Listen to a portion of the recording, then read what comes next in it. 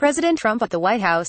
Jabin BotsfordThe Washington Post. In a now infamous Saturday tweet, President Trump appeared to admit he knew former National Security Advisor Michael Flynn had lied to the FBI when Trump allegedly pressured FBI Director James B. Comey to drop the Flynn investigation.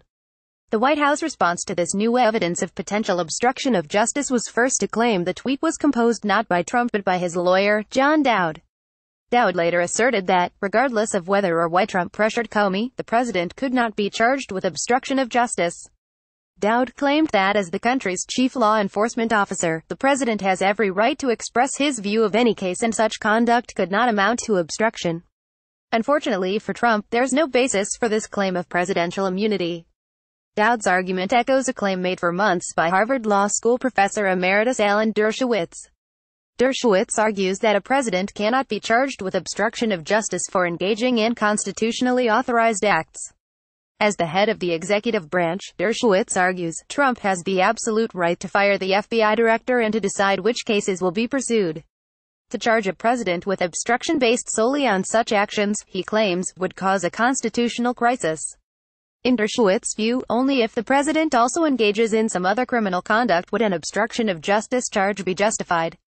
Nixon, Dershowitz says, told aides to lie to FBI, pay hush money and destroy evidence, and so obstruction charges were appropriate in that case.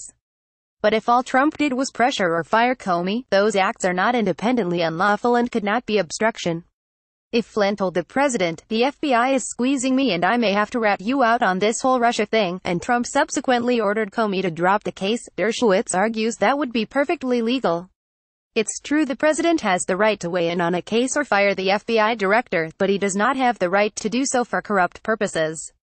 I have the right to shred my personal files, but if I destroy them because they've been subpoenaed by the grand jury it becomes obstruction. There have been many cases where individuals engaged in otherwise lawful actions have been charged with obstruction of justice for taking those actions with corrupt intent. Dowd and Dershowitz's argument that Trump pressuring Comey to drop the investigation could not be obstruction no matter how corrupt the motive, has some chilling implications. It suggests a president would never need to bother with destroying evidence, tampering with witnesses or other directly obstructive conduct. The president could simply order any investigation into his own potential criminal wrongdoing to be shut down, because that is a constitutionally authorized act. Under this theory, if President Richard Nixon had simply fired Archibald Cox in order to halt to all investigations, he would have been immune from prosecution. If Dershowitz is correct, Trump is wasting everyone's time. He should just order that special counsel Robert S. Mueller III's investigation cease immediately, claim that his actions are constitutionally authorized and move on. Although it's unclear, Dershowitz may actually agree that impeachment would be appropriate in such a case. Sometimes he argues that impeachment could be justified, but other times he appears to claim it would be unconstitutional for Congress to even charge the president with obstruction absent additional criminal conduct. His analogy to Nixon, who was threatened with impeachment but not prosecuted, suggests he thinks not even Congress could proceed against Trump in these circumstances.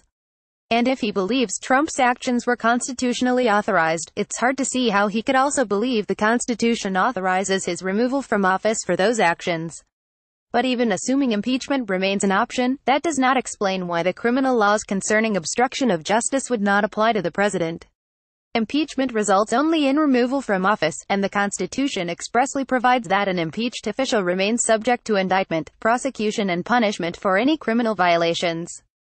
Certainly proving obstruction by the president should be a high bar, and it's not clear that Mueller will find sufficient evidence of obstruction by Trump.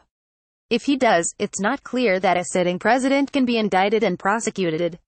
Even if he can, it's not clear that Mueller would take that step rather than referring the matter to Congress for potential impeachment proceedings. Impeachment may in fact be the best and most appropriate remedy if obstruction of justice is found. But what is clear is that Dershowitz and Dowd have cited no legal authority for the extraordinary proposition that, when it comes to obstruction, the president is above the law.